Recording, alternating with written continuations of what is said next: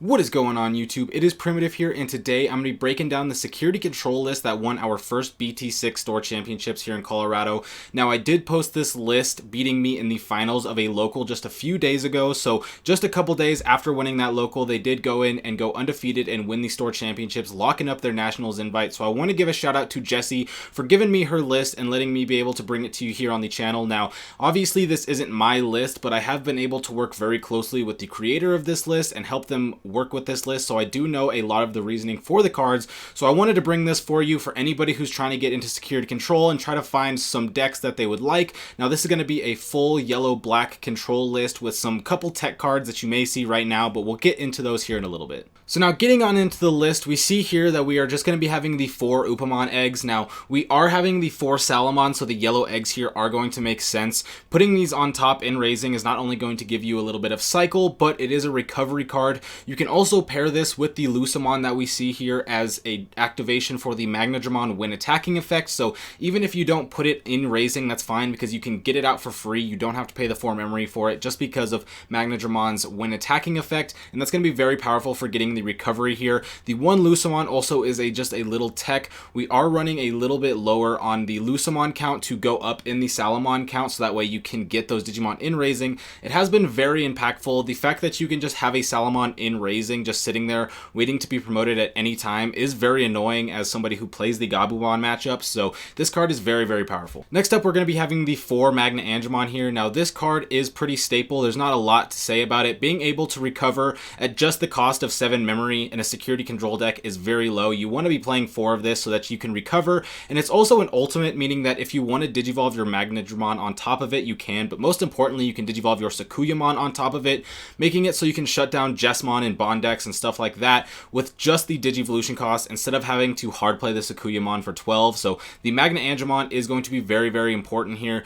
This is a staple, so if you are going to be playing really any security control list, you are going to be playing this 4 Magnadramon. Now, next up, we're going to be talking about the Machinedramon and the Ornismon here. The Machinedramon is a card that is been seen a lot in the security control list. The on-play, being able to de-Digivolve 2 of your opponent's Digimon by 2, and then having a blocker on board is very important. And then we have the Ornismon, which is a card that we don't see very often in security control, but is going to be probably a staple going forward if people start to test it. The ability to play this and delete a level 5, and then being able to swing for 2 checks is very, very powerful. If you've played against security control or you are a security control player, you know how effective having Zwart Defeat on the board is with Tie and Mat and being able to get multiple checks. Well, Ornismon is very much similar in being able to delete a Digimon and then just having the natural security attack +1. It gives this deck a lot of aggression. If you do see here, we are a little bit low on Digimon in this deck in general, so being able to have the opportunity to swing for multiple checks is going to make it so this deck has a win condition outside of just outlasting the opponent,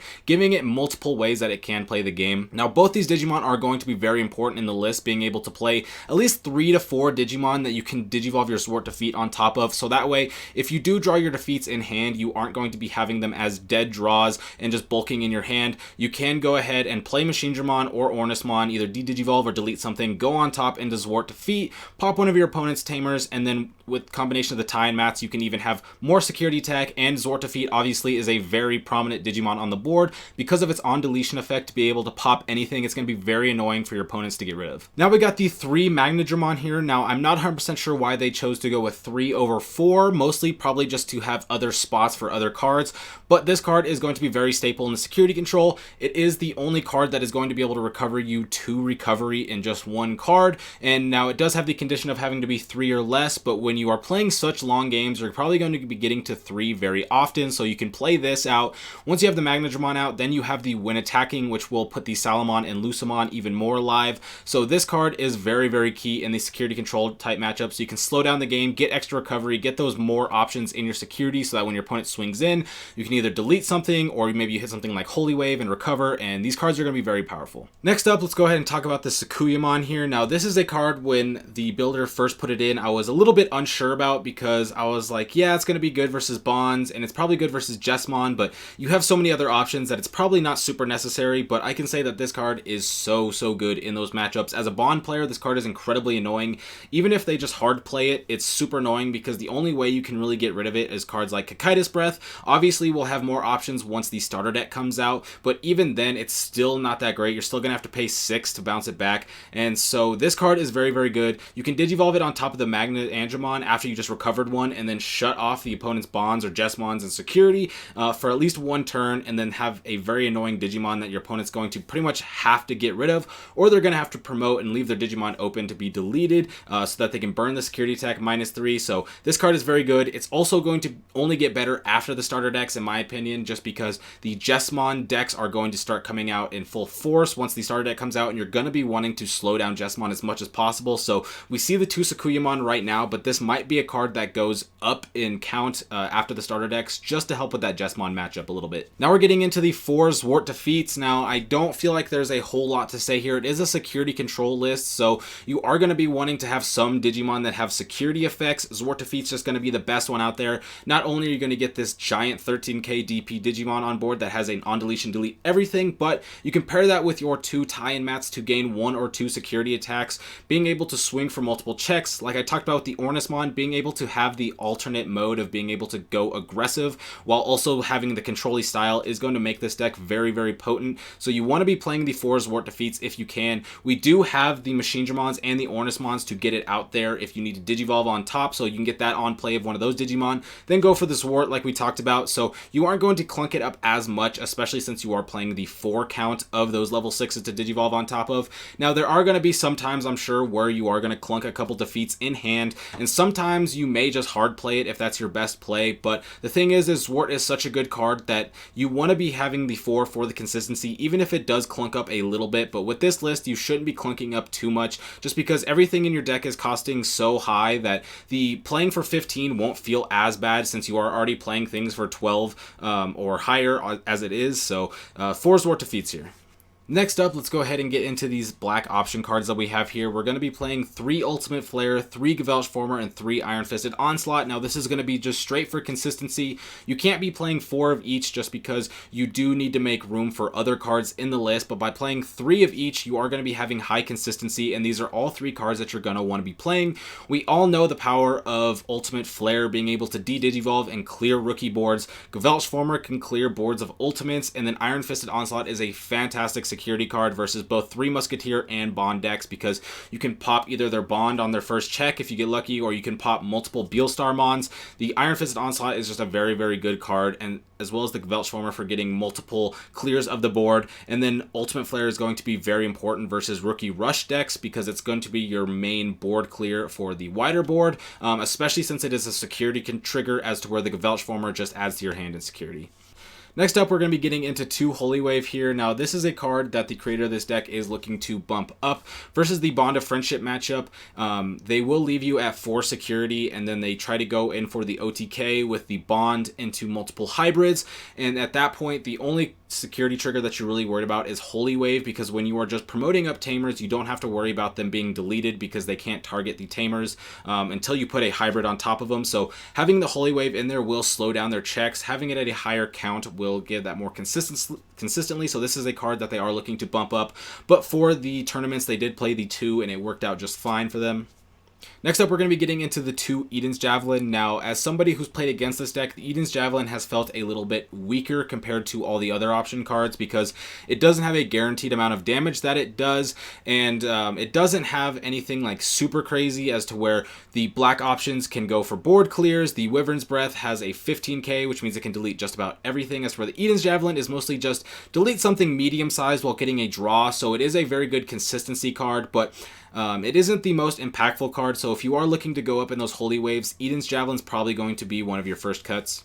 Now we have the 4 Reinforced Memory Boost, and now this is one of the reasons why the Holy Wave was only at 2 to begin with, is because you do have the Reinforced Memory Boost, which is going to be the same memory cost as the Holy Wave. It's also going to recover, but it's also going to add to your hand and give you 3 memory in a future turn. So the Reinforced Memory Boost is definitely a 4 of in this deck, in my opinion, and I'm sure they agree as well, since they have been playing 4 for a couple weeks now. This card is just so amazing. You are going to put something very, very potent at the top of your deck, and you're going to be able to get a card into your hand, which is just going to help you with the consistency. It's going to help you have more options. So the Reinforced reinforcement memory boost is going to be so good, especially if you hit it in security. It is one of the weaker security triggers because it doesn't actually delete anything, but being able to have 3 memory going into your future turns is really good, because if you get a couple of these out, you are going to be able to gain enough memory to where you can play an option card on your turn and still have it be your turn, which means that you can end your turn with either another option card or maybe a Magnadramon or something like that. So that way you can really get a lot out of your turns because you're going to have so much memory. So this reinforced memory boost is very, very good. Next up, let's get into the 4 Wyverns Breath. Now, this is a card that I feel like I don't really have to explain too much.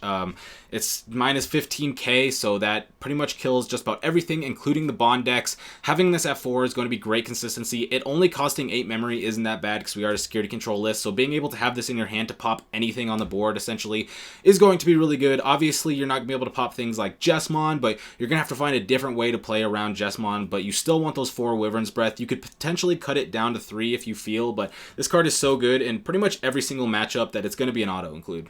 Now, getting into our Tamers to end off the deck, we are going to be having the 2 Izzies. Now, this is our memory Tamer. You do want to be running a memory Tamer in these lists, and Izzy's just going to be the best because you get to rearrange the top cards of your deck, which is very, very important, especially when you are having so much recovery. Being able to recover and curate exactly what goes on top with Izzy is fantastic. If you play Izzy, you put maybe the Magnadramon on top, and then the next card is going to be the Ultimate Flare, so that way when you draw next turn, you're going to draw the Magnadramon. You can play the Magnadramon to recover, and you know that's an Ultimate Flare because you were able to put it in the order that you want.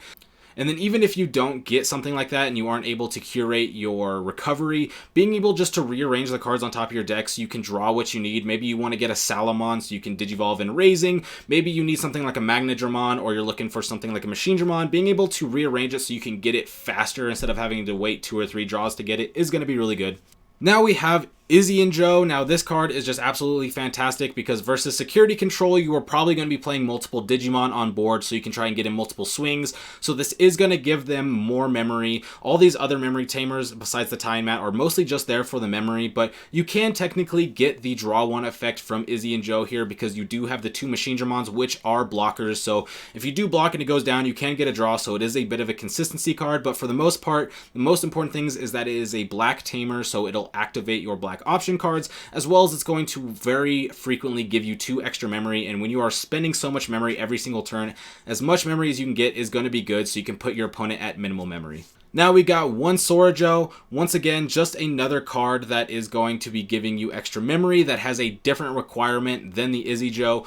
Your opponent hard playing things versus security control is going to be very, very frequent. They're going to be hard playing things a lot, including ultimates and maybe even megas. And so you're going to be very frequently getting the 2 memory from Sora Joe. So you can pair these up with the Izzy and the Tie Mat, and you'll be very good. You'll be able to get a lot of memory. I've seen this deck go up to 10 memory just off of the Tamers on board very frequently, no matter what the opponent puts it at, because you can just gain so much memory. So the Sora Joe is just going to be there as a different requirement to be gaining that 2 memory, so it's a little bit more consistent. And then finally, we got the Tie and Mat. Now, this card is just going to be very staple in this list because 1, you are playing the 4 Zwart Defeats. If you're playing a deck with 4 Zwart Defeats, you should be playing at least 1 Tie and Mat, in my opinion, because you're going to be wanting to gain that security tech +1 so you can have that extra aggression. But like I said with the past 2 Tamers, being able to gain the 2 memory while having a different requirement is going to be very powerful. By having the Izzy Joe, the Sora Joe, and the Tie and Mat, you're going to be having multiple cards that can give you 2 memory, and it's going to be very hard for your opponent to play around all of these to put you at minimal memory. So for a lot of time, you're going to be gaining 2, 4, 6, 8 extra memory every single turn off of these Tamers. So it is going to be very good. It is going to pair very well with these Zwart Defeats, and it's going to be a very, very powerful Tamer alongside all these other ones. And like I said, combined, being able to go up to essentially 8 or more memory every single turn is going to be very, very powerful in this list. All right, and that will be it for this deck list. Thank you so much to Jessie for letting me showcase her deck list. Congrats to her for getting her Nationals invite as well as winning our first BT6 local. Has been having a very dominant week with this deck and is very potent and very good. So it's very awesome to see my friends succeed more and start to grow as players and really start to get those accomplishments that they deserve. So very good deck, very annoying if you're not playing it, but if you are playing it, is going to be a very, very potent, a very powerful deck. So if you enjoyed, be sure to like and subscribe. I'm going to be having more BT6 content coming to you, but that'll be it for today. I hope you have a great day. Peace out.